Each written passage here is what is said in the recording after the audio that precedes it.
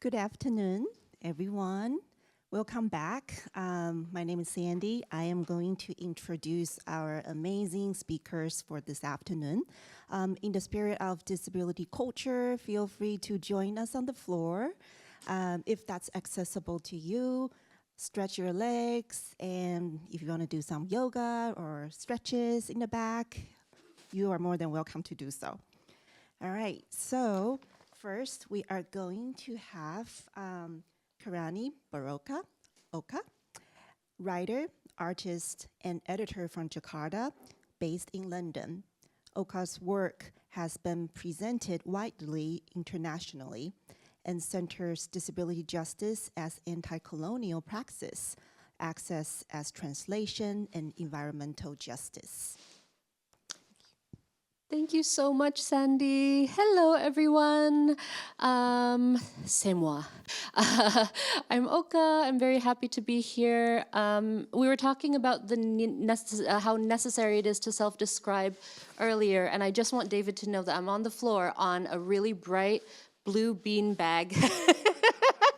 This is called beanbag work. You know, you can. It's an ancient practice.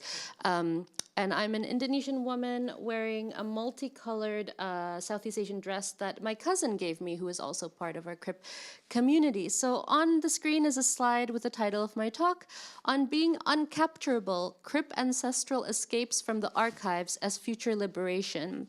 It was unplanned that I would be on the floor. I'm on the floor because I am in flare. I am in warning flare, and I am reminding myself that that means I am in escape. And I will speak about what that means and why that is. And the fact that I am in escape is because I am in Crip community currently. I am in a space where I have amazing support and people who are okay with me performing on a beanbag, who provide the beanbag. And I won't say who gave me pain meds earlier, but thank you, Lord. Oh my God. So this is an escape story, and this is a story that involves all of you in this room and online. This is an escape story is the first line of this book that I'm holding up. It's got a pink cover. It's called Anna Infinite. So what I'm talking about is the Anna Infinite project, which I've just realized I've been calling a 14-year art and writing project, but it isn't that. It isn't even the book or the art, some of which is in the book that came out of it, but it's a survival project.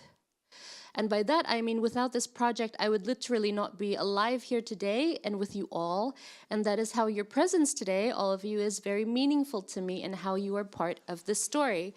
And as I speak, I would like us to think about a few sentences that I have in the next slide, which is there's a large squiggly abstract doodle in red on the right-hand side connected to punctuation in two sentences that I wrote down in black and red. And this is a still from my performance lecture, Caption in Red Thread. Let me get my, assist phone. Caption in Red Thread, Deaf and Disabled Narratives in the African, Caribbean, Asian, and African Art in Britain Archive. So as Sandy mentioned, I work a lot with access as translation. So this performance lecture is a video, and the caption for it is a paper. I worked with the UAL archives, where I then went on to serve on the board for archives and special collections until their connections with genocidal funding became too much for me to bear. So these sentences say, what policies by municipality or nation state or university or one's own family prevent people from disclosing deafness and or disability in a world where colonial capitalist ableism requires subterfuge for survival? Subterfuge that may threaten our lives, for instance, by not making ourselves available to care as much as preserve them, And I think everyone here knows what it's like to go into a meeting with a headache or period pains and not necessarily disclose, to go into a work setting or a social setting with anxiety and not necessarily disclose. These sentences apply to all of us. There will be some fun talk of prolonged medical and social neglect in my life. So let me just try to give you a warning about the nature of this content in a casual voice, like real casual, like a happy-go-lucky voice. So for example, trauma! And studies have shown that this voice significantly lightens the mood. This presentation won't be a retrospective of what I've done since I took the initially quite scary plunge of identifying as an artist in 2009, and the life-changing, life-affirming action that was Googling upon becoming physically disabled in 2011, disabled artists, because somewhere in the haze of extreme, constant, and untreated pain, as a result of a gray cloud, a lightning rod, I realized that I had become one, had become a disabled artist, and actually gradually realized I had always been one since childhood, as is the case for so many of us in terms of neurodiversity and then later mental health identities. So rather, this presentation will be a bit about the project that allowed everything I've done as an artist and writer to take place, including being part of and trying to contribute to the nurturing of Crip community. So getting a bit meta, this amazing conference in March and February has been a bit of an intervention, it turns out, as it's been so wonderful for a PMC to allow me to meet so many people I've known for so many years, but a bunch of them have said, girl, get your SHIT together. Why I've seen so much of your large-scale work since like the 2010s. Like, where is it on your website? Blah blah blah blah blah blah blah blah blah.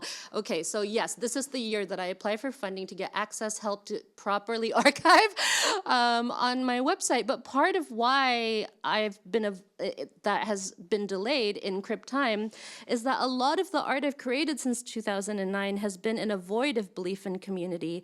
A lot of it has been about performing disability in spaces that exacerbated the pain of disability and not access that celebrates it. And with complex PTSD, a lot of my past work has honestly been hard to look at.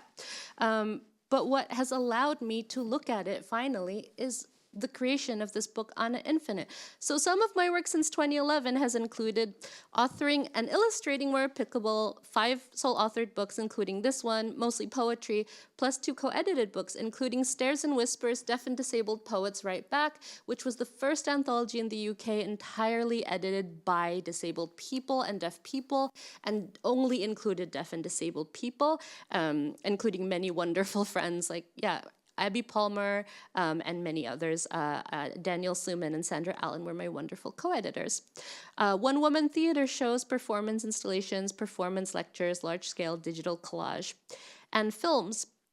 And all of this is this little tale of like, girl, why haven't you gotten your SHIT together? And like actually put a lot of it online is the fact that in nearly 11 years living here in the UK, even on after my student visa, an extraordinary talent visa, I was not eligible for public funds. I only became eligible for public funds last year. And so all of this work, in any case, has been done as a form of escape, as a prayer that I would one day escape. So in 2011, I learned in the same summer that I just finished doing my scholarship master's at NYU, and then the gray cloud, the lightning rod, paralyzation, that I learned motor skills-wise out of, and extreme continuous pain. In that same summer, I was reading online and I learned about the existence of the painting on this slide on the left, Anna la Javanaise by Paul Gauguin, who is an asshole and a predator. What a dick. So Anna la Javanaise, or Anna the Javanese, really struck me. It's a nude painting of a very young person with earrings, a feminine presenting body, and a monkey at their feet. And on the right-hand side is a photo of the supposed person in real life with their hands across their chest, just like protect me, protect me, protect me, with 3 male artists, including Rudolf Mrazek. And Paul Gauguin, who's on the very left. And it struck me in reading about this that nobody writing about this painting was actually Javanese, and I'm Javanese, so I thought, okay, this is not representation matters. This is not what is going on here. And so in this absence of Crip community, of access tools and materials and language, just a void of how to save myself and a void of belief, which is why Jamisha's work prior is so strikingly relatable.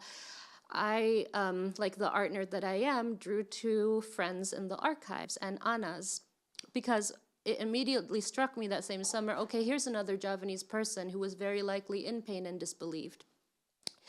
There is the possibility of pain in every picture, in every image, in every human that we meet, and it is colonial ableist visual cultures that has trained us to think of people as non-disabled before we think of them as disabled, right? And that is a very simple assertion, but it is what, eventually, in an effort to get funding for this book I had in my mind called Anna Infinite, I came to the UK to do a PhD by practice in visual cultures, also practice-led like David's PhD at Goldsmiths, and I was able to do a bunch of performance installations and digital collages about these Annas. And I say Annas because this is another slide with a page at the beginning of the book. Ana is a name that in Bahasa Indonesia or Indonesian can mean one Ana or multiple Anas, as any noun in the singular in Indonesian can also mean that noun is plural. Kursi can mean chair or chairs. Disabled human, manusia disabilitas can mean one human or many humans. And so I created infinite. Do you know that meme of the guy from It's Sunny in Philadelphia with the corkboard and the red string? That was me for 14 years. I just iterated and iterated and iterated and iterated on this one painting and science fictional possibilities for these Anas and Anas saving themselves, and I was trying to save myself. And alongside, I was writing these books that would help me refine the book, Ana Infinite. So this is an excerpt from my book Amok 2024. Playing with Access as translation, I would like you to know that the entire book of Amok is a caption and is a translation of the word amok, which is the Indonesian and Malay word for rage. And in the late 17th century, Dutch, Danish, Portuguese, and English dictionaries absorbed it into run amok, or amok, psychopathologizing primarily Malay Muslim men and stifling anti-colonial struggle. So the whole book of poetry is my translation of amok. So this reads in brackets, bahasaku, bahasaku, bahasaku, bahasaku, my language, my language, my language, my language. And this is another page from it, in praise of, and many scattered brackets in different thicknesses, in praise of brackets. Bo, mungkin perlu kita jelasin dulu ya. To enter the Indonesian language is a science fictional enterprise. It is a universe of speculative words, gestures, perception. This work is a move to remind ourselves of these chronotypes. Indonesian, not bahasa, which simply means language, but Bahasa Indonesia has no tenses. Thus, all translations into English where past or present or future must be pinned down as definite are both potentially right and always wrong. A reductive tense cannot encapsulate the speculative nature of our language, the science fictional possibilities, destabilizations. And this is, of course, not to mention the other different linguistic cosmologies in the archipelago, over 700 other languages and ways in which neurons enhance possibilities beyond modernity's fixity, persnickety predilection for pinning down. Linguistic cosmology, how stars move and imprint upon the body.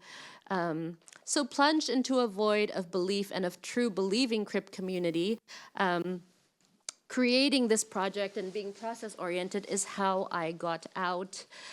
I would like you all to think about an instance in your life, and if it hasn't happened, I'm grateful, in which the first line of this poem was said to you. What is it on a scale of 1 to 10? Is it aching, burning, raw, enraged, and radiating, agonizing, stinging, stabbing? Is it suppurating? Does it feel like a carcass under 2 tons of meat pounder up and down eternity, an apex of weight? Is it mother's arm in the night, the color of langsat, glowing radioactive as a Chevy truck arrives and crushes it, grates it to the asphalt, sparing only her rings? Is it the mouth of a gash? Sing it like a scream. Who is invisible in there? Is it malingering?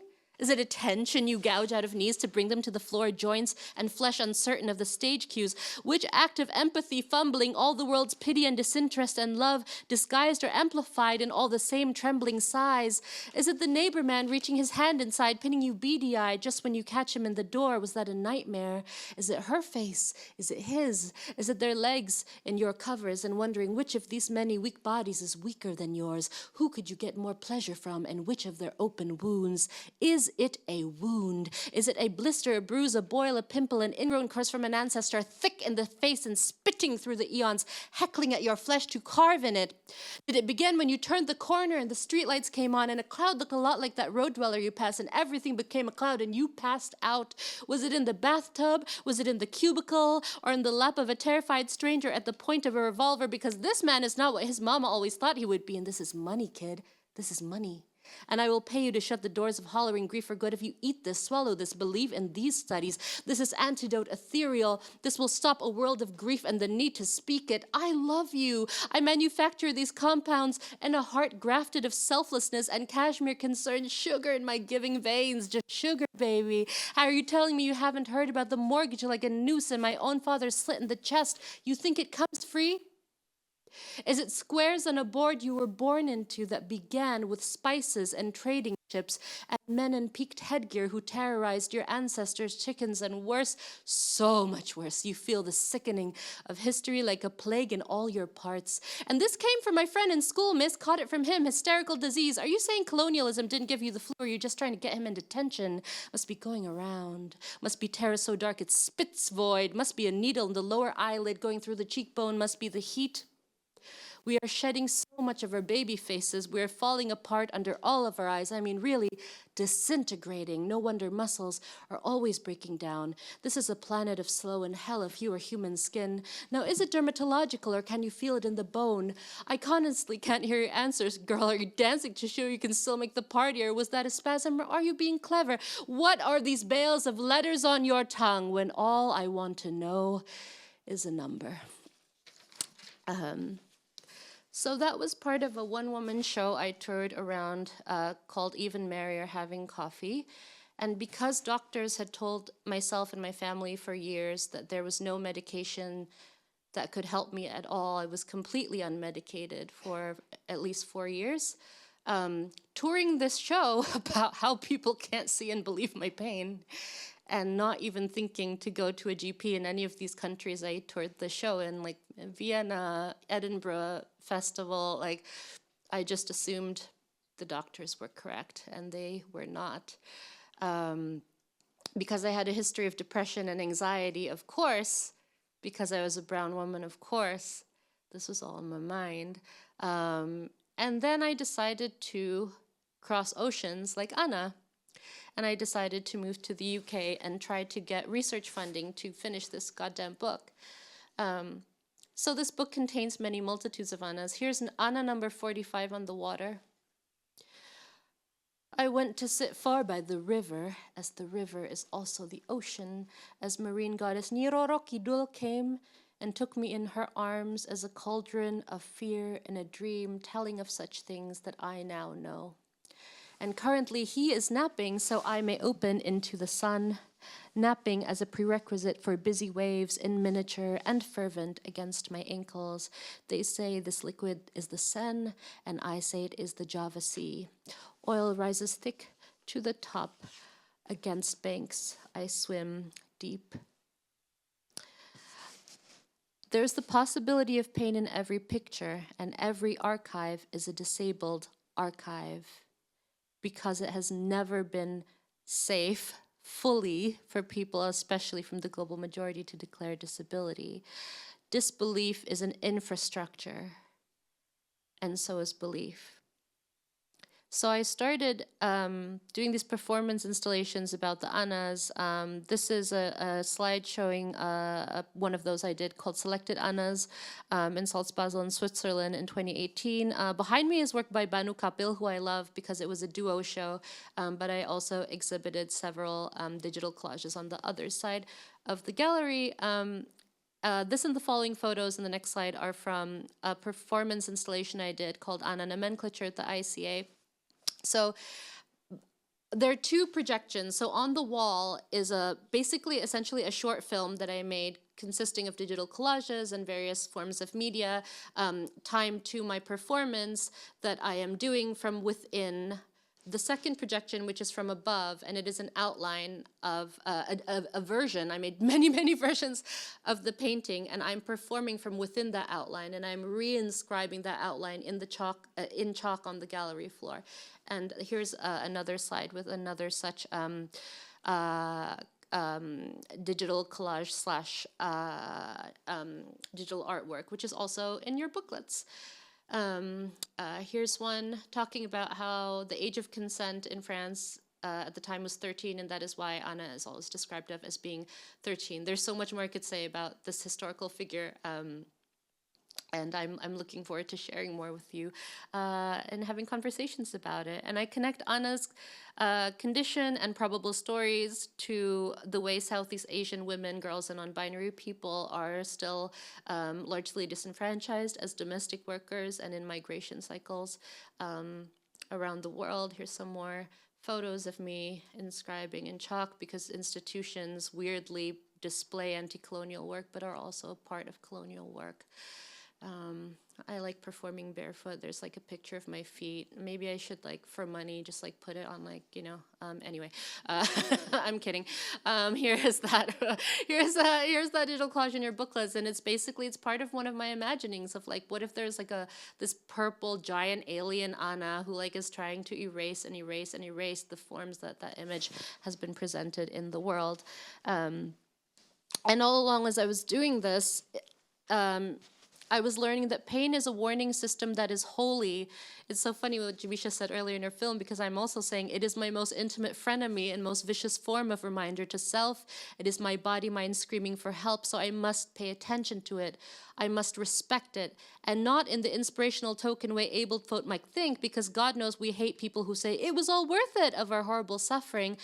But I must thank it. I thank my pain for being my messenger and message, because it is my body mind, and because all of our body minds consist of ancestors and parts of all of their DNA is somehow in us. Pain is quite literally my grandmother Sayang, who just before she passed said to my aunt, "Bilang sama Oka jangan capek-capek. Tell Oka not to get too tired." It is quite literally my other grandmother, my grandmother Yuni, who was the first generation of Native girls to be allowed to graduate from high school. And there was a photo of her cohort of school in her bedroom until the very end. I know I'm running a little late, sorry, I'm just gonna wrap up in a bit. And who therefore modeled for me what Javanese girls really look like, learning together and in loving friendship. It is this understanding that has enabled me as a filmmaker to be a maker of images of my people as I see them. So this is a still of Herbalisme, and it's part of a short film series I was able to shoot in Jakarta last year called Kerokan Pol. And it is, there's an Iraqi artist who came to the launch in Birmingham and said, "Oh, these are anti-gods." And I said, "Exactly, these are anti-gods." So they're in Javanese clothing and they're cutting turmeric, and the cityscape is just so tiny because they are what really matter. And this is part of Crip intimacies. Turmeric is used in many healing concoctions in Indonesia. There are still people in my life, many people who I love in some way, who do not believe me to ever have been in severe or acute pain or illness, even as I have been in level 10 out of 10 pain medical emergency in front of them. This is chilling to me, but I choose to turn away from this and towards the sunlight of Crip community, of where real love is found in my life and the wisdom of realization. Escape is not a destination, it is a process, it is a form of love, and it has always been here. Because Anas are inherently multiple in Indonesian language, there are always possibilities that many of them escaped. And because time has no tenses, we're living in the past and present and future. Escape has always been here. We are our ancestors' escapes and they're ours. Escape is therefore co-constitutive. Escape is therefore ancestrally co-created and co-created by our descendants as well as by our many possible selves. And I'm just going to read this final thing. I hope it's okay. I'm really looking forward to hearing what Keke says. Okay. Actually, I'm just going to read it from the book. Ooh. Ooh. All right, this is what pain does. It's a discombobulating thing. I think I'm just going to call my pain Kambabu. Kambabu. That sounds like a pretty nice name. Okay. I also am calling the beanbag Bam Bam. I hope that the building center is okay with that. All right, so this is the very short chapter because there are many short chapters in this book. Ana number 333,333,333 and me. What would it take to be all right on this canvas? Give myself a blanket. Break myself a family of the world's warm slab of families. Procure the lack of a need for company or smiling mouth while naked. Adopt the monkey or set her free. I will let myself lie down. Ha ha ha, meta. Breathe soft and deeply, leaves in my hair. Make myself jamu, the medicinal drinks for every ailment. Be discovered by a jamu seller slinging wares on her back with a cloth. Let her treat me with kindness. Let her say, she'll come back in a week to see how I'm doing. And it's lucky my family is here, that I broke off of a slab of the world's known families. The world won't die unless it's painted on. Get moon and you get sun. Give me a way to play chonklak with someone and I will. Go give me a way to spin tops.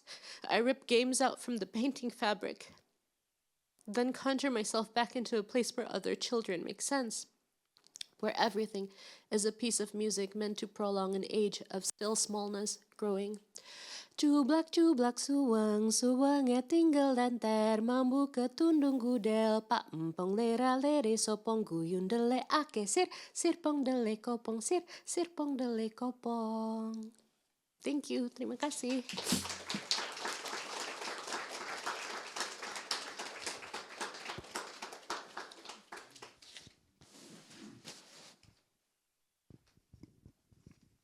Right. We go into the next presenter and then come back for some Q&A at the end. Okay. All right, so next we have Pelenakeke. I apologize for pronouncing your name badly.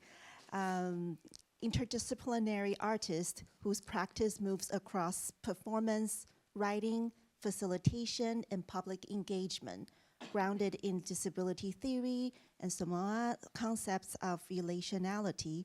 Her work explores access, care, and alternative temporalities through embodied and text-based practices.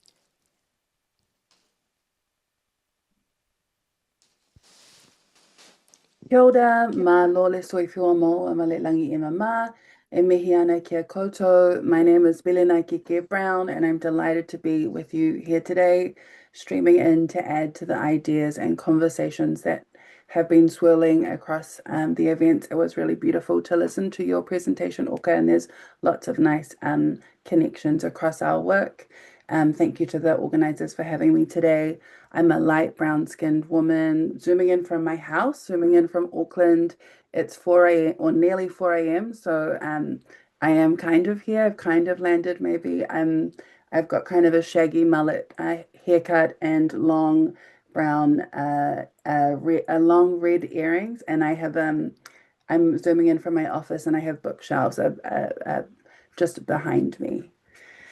So today I'm talking about interstitial overlaps. It's always interesting. You always name the title of your presentation before you actually make the presentation. So but when I thought about it, I've always been fascinated by the in-between. My practice, regardless of medium, is grounded within the concept of the va.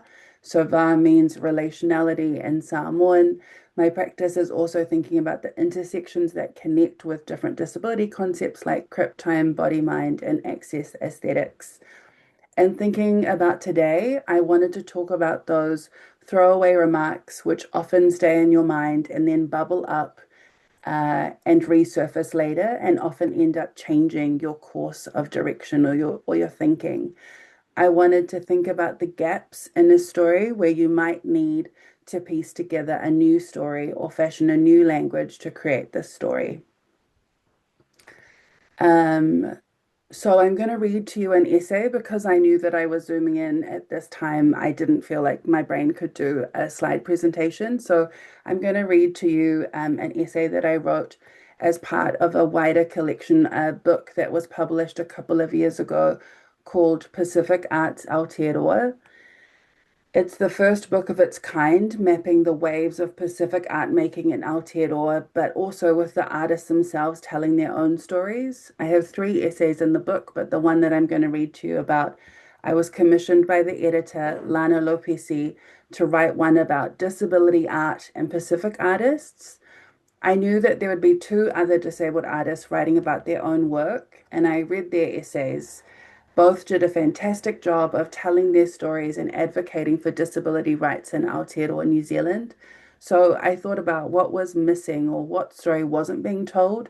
So this is the essay that I wrote in response to, or from this place of thinking about the opportunity, the gap, the in-between to write a new story.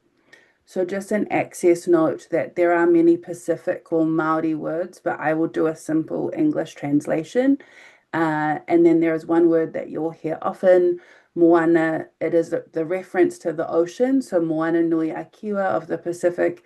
It is also a shorthand for people of the Pacific or people of the moana or the ocean. So the essay. So the essay is called What If Maui Was Disabled? I was sitting in a virtual whakakapi, a closing, in the kaumatua or elder of the mana whenua, people of that land, said 2 things that surprised and delighted me. First, that all who whakapapa have genealogy to the Takutimu waka come from Savaii, and as a Samoan person from Savaii, I was stoked to hear this and to have our navigator prowess affirmed. Second, he said something even better. He spoke about Maui, world famous in Aotearoa, was a child who grew up lonely as he was chronically ill and disabled. I came away from the whakakapi closing, amused and invigorated. I hadn't thought about this moment since then, but as I sit in Brooklyn writing this essay almost a year later, this memory now jumps out at me. I quickly texted my friend and colleague who was there to confirm, and he replied yes. Maui was left-handed and he had a club foot. My interest has piqued. Then I furiously did a Google search. Maui demigod plus disability minus Disney. Just a note, I am talking about the Maui that is referenced in the disability and not in the Disney movie Moana. I couldn't find any books or articles that referenced his disability.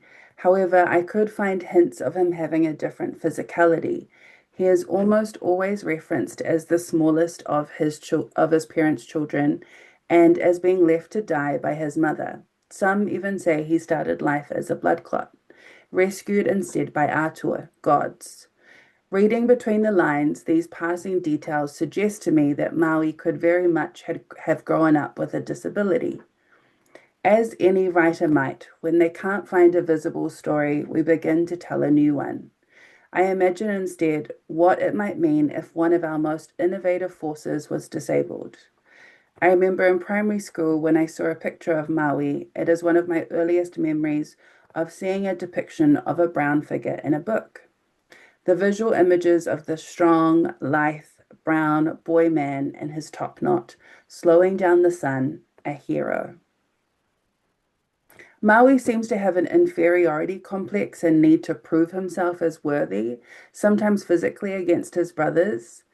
As I start to ponder this idea and read about his exploits and ingenuity, his quick-wittedness reminds me of the need to quickly problem solve difficult situations, an important skill for disabled people, as well as the usefulness of wit and humor to navigate the sea of stupidity, avoidance, and barriers we encounter. I started to wonder, what if his fishhook was an assistive device to help him with his life and work as a mischievous god? Now, I'm not trying to say that my cane has magic powers, but it does support me to navigate the world in ways I couldn't do alone. Maui is the most human or fallible of the gods, too. He is foolish, impulsive, sly, and clever, and always upending expectations of others, which makes me love this reimagining more, and I see these parts of myself in him. I resonate with this person. This felt like the beginning of an exciting provocation. Where else can I find evidence of disability in our stories?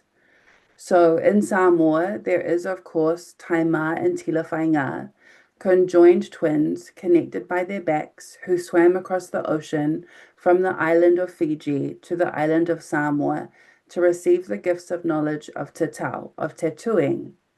Taima and Tilafainga's journey irrevocably impacted our Samoan culture through this important knowledge acquisition, the ceremony of receiving pe'a and malu. So that's the tattoo that women and men receive. Its sacred marks and the mana, or prestige and respect, that it holds. Together, they further changed the course of history when, upon diving deeper into the water to see a large clamshell, they became confused. The chant they had received to remember the tatau, tattoo ceremony, became inverted. What was first given to women by women, they changed to given to men by men. So from then on, tatau became known as a male-dominated practice. Another event occurred on this seminal journey. They became separated when a branch hit their backs on their return. This trip across to receive new knowledge physically changed them and can be witnessed by the separation they experienced. We still have these ancestral connections seen in the relationship with a soa, someone who receives their marks at the same time as you, who crosses with you during this physical and spiritual change. I always like to think it is in deference to these sisters and their disabled, once joined bodies. These two figures are foundational in our stories around mark making, and which is integral to our identity. But I have never seen or heard any commentary that they are disabled. They just are. Taima and Tilafainga also generated powerful lineages. Nafanua, the all-powerful goddess of war, was Tilafainga's daughter, born as a blood clot, which was buried into the earth. Nafanua emerged later as an adult woman, a fierce warrior leader, and still an influential figure in Samoa today. There are remnants of these stories of disability that are deep in our culture, though we might not speak about it in those terms. I cannot imagine what our culture would be like without these two integral women. When I have traveled to Samoa, I have seen disability as something that is hidden. Family members often protected lovingly by families, but also relegated to the background. What would a Moana-centric understanding of disability in all its glory and nuance look like? What roles did disabled tangata Moana, so people of the sea, play pre-colonization? How can we reimagine our roles so that we have agency and respect? This question is hard to decipher, with much of our earlier history lost or reliant on storytelling.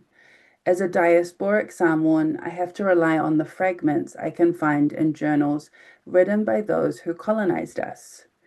In this investigation, I can only be grateful for whatever has survived. Further reading leads me to Mafui'i, god of earthquakes. Mafui'i lived beneath the earth's surface in the volcanic regions below, and when he was angry, he grasped and shook the pillar that supported the earth, causing earthquakes. Below, he had access to fire until Ti'iti'i Talanga, so he's actually a version of Maui in Samoan culture, or another name for him, came down and twisted one of his arms off. Samoans were grateful for this, as it meant earthquakes were less aggressive on account of him having one arm to grasp and shake with. This history of disability is hard to find recorded in literature. The text kapo, so blind, Māori, in the ancient world asks similar questions. Is it even possible to find this legibility in literature from an oral culture? The text does a brilliant job of delicately weaving kōrero, so conversations and stories and text, to trace a whakapapa, a genealogy for blind gods in ancient Te Ao Māori in the Māori worldview. Similar to our stories, their blindness was acknowledged but not discussed. And this is a quote from some research. In some mythology, kapo was not seen negatively, but a tohu, a sign of greatness.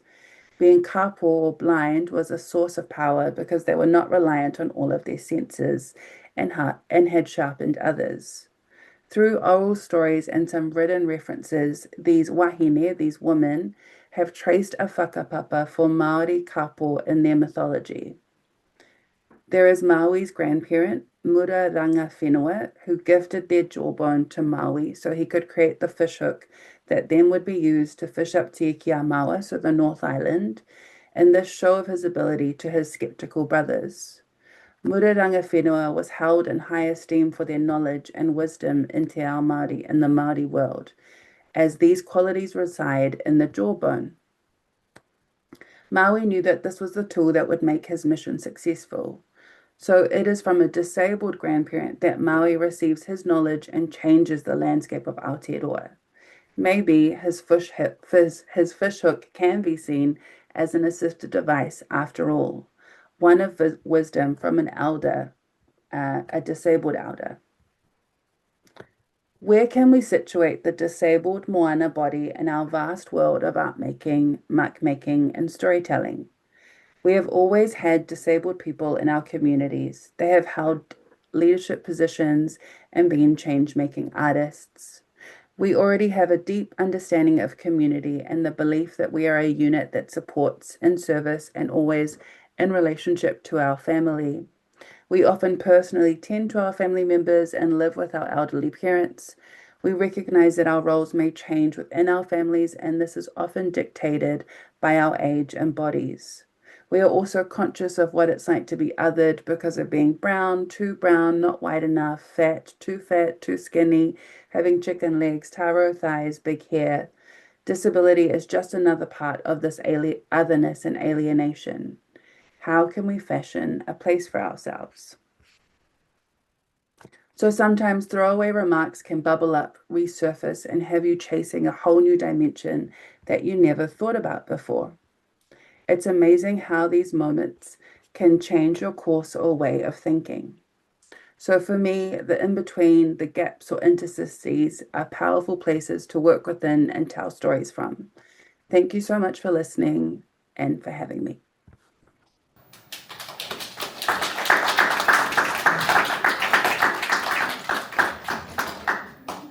Thank you, KK. All right, so that's open the floor for any questions or burning desires to have a conversation with our amazing speakers. And there will be mics passing around in the room. We have someone up here.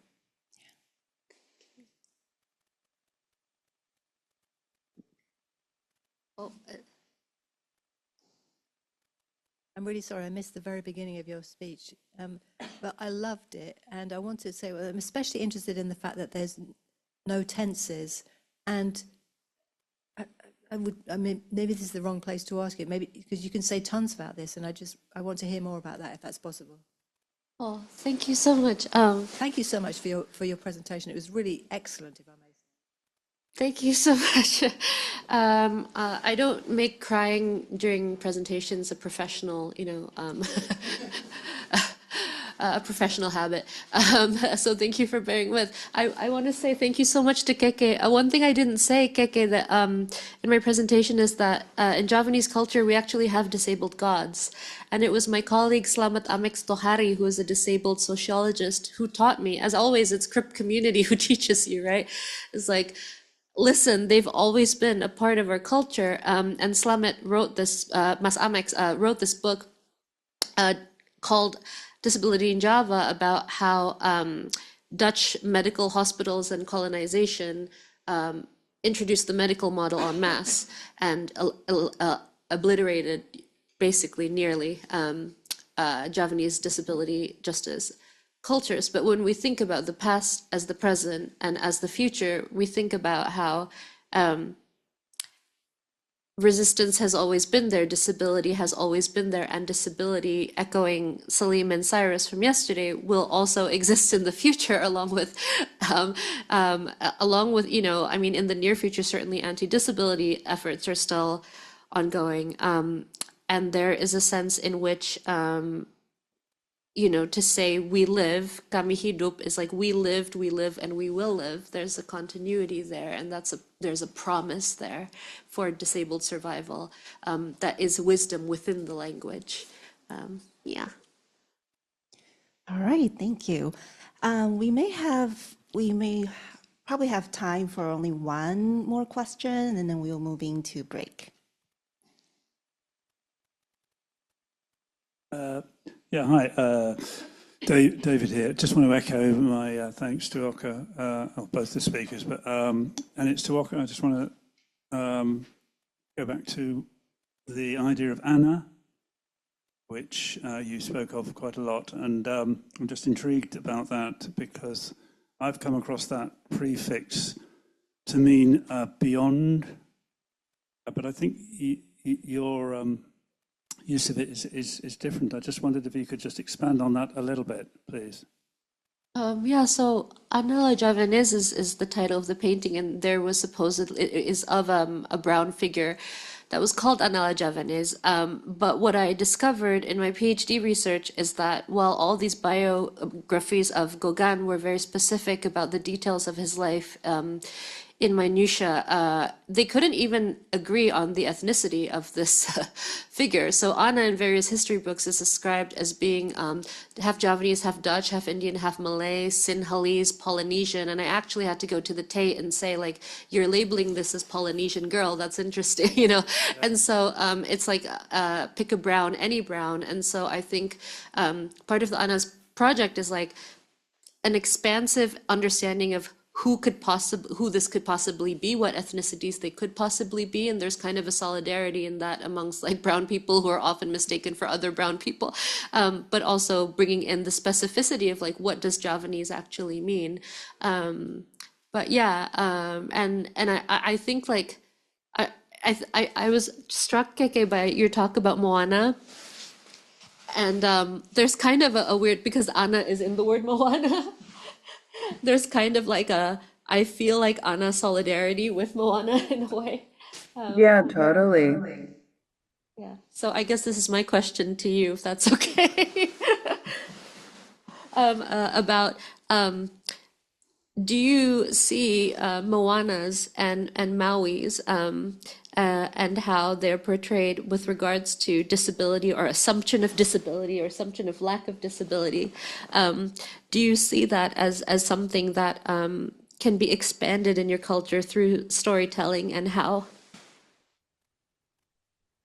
Yeah, I definitely think so. I don't think I think that yeah, I haven't heard other people talk about Maui as a disabled person, and you know the Disney version of him is like that he's this really tall, broad, huge, like you know stature person, but in the images of him he actually is depicted as quite a small, scrawny person. And so it was just funny that I was doing this work where I had to travel around Aotearoa, and we were in a lockdown period, so we were doing it in Zooms. And this elder from one of the areas that we went to, he I don't know why, maybe because I was there, he talked about him. I'm you know when it's I'm not quite sure, but he yeah, he just kind of talked very casually about how Maui was chronically ill and disabled, and that everyone kind of knew this. And so when I texted my colleague, he's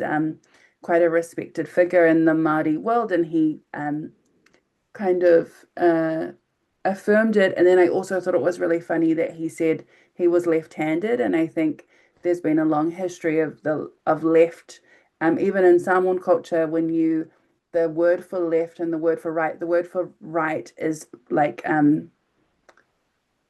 it's correct, and the word for left is angavale. It's the second half of that word vale means like stupid, and so I just even in our languages we've had this long history. I think across cultures around like the left hand and the right hand, or and so yeah, I think it can definitely be expanded upon. Um, and I think it's just that thing of talking to people and having conversations and then see what kind of bubbles up. Because, yeah, the elder was kind of talking about it in a very matter-of-fact way, but I've never heard this story before. And then I was really stressed about publishing this in a book that was kind of a Pacific Arts Aotearoa, like what's the history? And so I sent it to another writer who's very well respected to be like, is it okay to publish something like this? Like I've just made the story up. Like it could be true, but it couldn't be true. Like I've kind of pieced it together. And she was like, it's totally fine. And I think that's part of our role, right? As artists, is kind of creating new stories or kind of putting these connections together. But yeah, I think I haven't seen anyone else talk about it in this way, but I think that that will grow and have, need time and yeah. Thank you. Yeah, so I call Anna Infinite the book speculative nonfiction because like all these Western art history books are actually already fiction in terms of like they can't even get this person's ethnicity right. So it's like so we're creating fictions anyway, and treating them as facts. So why not? And that kind of ambiguity that you were talking about of like this could be true, this could not be true. Like disability as possibility in the past is something that I think is a thread between our two projects. Yeah, totally. And we our relationship to time is very similar to you talking about there's no tense. For us like time is there's a Maori saying that we walk backwards into the future, like past, present, and future is all happening at the same time, and there's all these kind of connections as well. So yeah, I don't think I'm being very eloquent this morning, but yeah, thank you for your question. And yeah, it's been really awesome. And really great to hear about the your work with the this Gauguin image because yeah, I grew up with Gauguin being a really big a large figure because there's a famous Samoan artist who does a lot of work around Gauguin, and then lots of Tahitian people say that those figures are Tahitian. So it's just yeah, I think it's important and interesting to hear about. Yeah. Thank you both so much. I wish that we could have more time. All right, thank you.